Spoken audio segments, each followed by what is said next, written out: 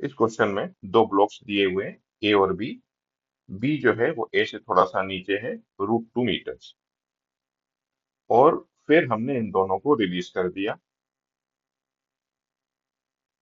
पूछा गया है कितने समय के बाद में और कितना डिस्टेंस ट्रेवल करने के बाद वो दोनों एक ही लाइन में आ जाएंगे।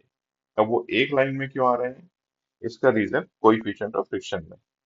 इसका कोएफिशिएंट ऑफ फ्रिक्शन 0.2 है और इसमें कोएफिशिएंट ऑफ फ्रिक्शन 0.3 दिया हुआ है। मतलब इसमें ज्यादा फ्रिक्शन फोर्स लग रहा है। ज्यादा फ्रिक्शन फोर्स लग रहा है तो ये धीरे आएगा, और ये धीरे आएगा, ये तेजी से आएगा। तो डेफिनेटली ये किसी एक पॉइंट पर एक लाइन में आ जाएंगे। तो कब और कहाँ पर और कितने समय पर वो एक लाइन में आ जाएंगे वो हमें कैलकुलेट करना है। तो यहाँ से एक चीज समझ में आ रही है, जो भी बी का डिस्प्लेसमेंट होगा, ए का डिस्प्लेसमेंट उससे √2 ज्यादा होगा। तो ठीक है, पहले हम लोग ए का फ्री बॉडी डायग्राम बना लेते हैं। ये देखिए, ये ए का free body diagram incline plane पर है ऐसा। ये एंगल है 45। तो इस तरफ जो फोर्स होता है वो होता है mg sin 45।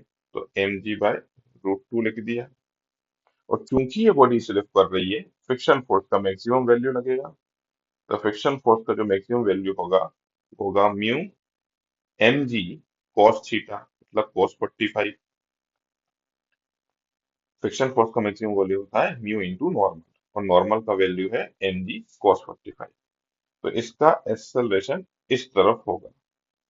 वो जो भी एक्सेलरेशन होगा वो हम निकाल लेते हैं, मास इंटू एक्सेलरेशन। तो एक्सेलरेशन के डायरेक्शन वाला फोर्स, मास इंटू एक्सेलरेशन।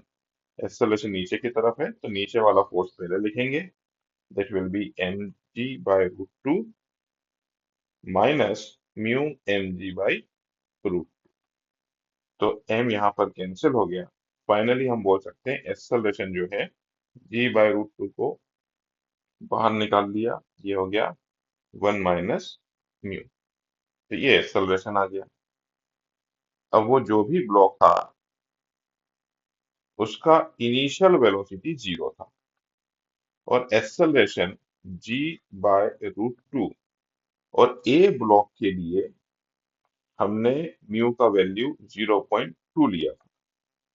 तो 0.2 मतलब ये हो गया 0.8। टी टाइम में मान लेते हैं उसने कितना डिस्टेंस ट्रेवल करा। जो भी बी ने डिस्टेंस ट्रेवल करा होगा उससे √2 ज्यादा। देख लीजिए, हम एक ही बात कर रहे हैं। जो भी बी ने डिस्टेंस ट्रेवल करा होगा उससे √2 ज्यादा डिस्टेंस ए ने करा होगा। और ए पर कोएफिशिएंट ऑफ फ्रिक्शन कितना दिख रहा है? 0.2। और 0.3 है बी के लिए। तो इसके लिए एक्सप्रेशन हमको अलग से लिखने की जरूरत नहीं है, हम वो यहीं पर लिख सकते हैं। इनिशियल वेलोसिटी 0 है। इसका जो एक्सेलरेशन है ये मैं सब बी के लिए लिख रहा हूँ, और बी जो इधर मूव कर रहा है।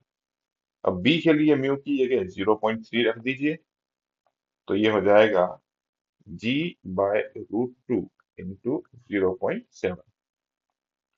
टाइम उतना ही लिया होगा, और उसने जो डिस्टेंस ट्रेवल करा होगा वो एस बी डिस्टेंस ट्रेवल करा होगा। अब दो इक्वेशंस हमको बनाना है और सॉल्व करना है। ठीक है, तो इक्वेशंस हम यहाँ पर सॉल्व कर लेते हैं।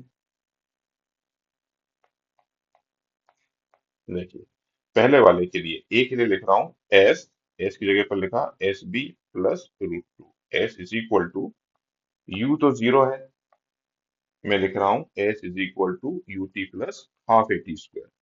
और यू 0 है तो मेरे को लिखना है हाफ एक्सेलरेशन की जगह पर g/√2 इंटू 0.8 इंटू T²।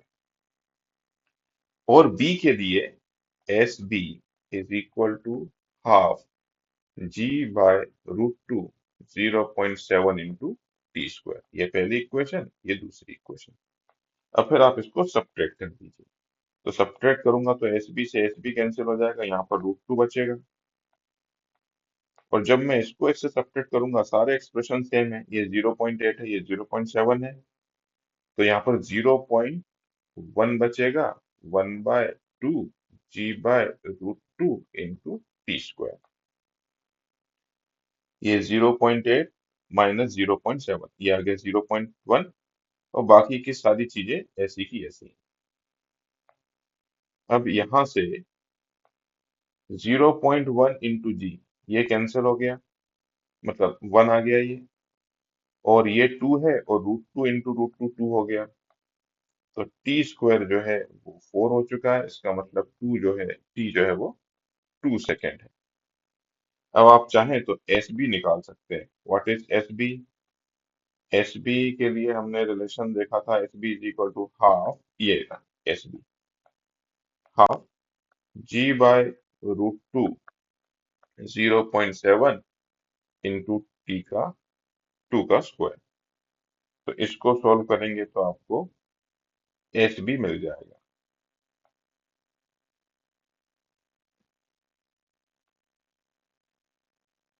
यहाँ पर ये 2 से ये 2 कैंसिल हो गया, और ये g इंटू 0.7, तो ये हो गया 7, और ये हो गया √2। तो आंसर इज 7 और a ने √2 डिस्टेंस ज्यादा ट्रेवल करा होगा, तो इट विल बी 8। तो फाइनल आंसर इज 8√2 एंड 7√2।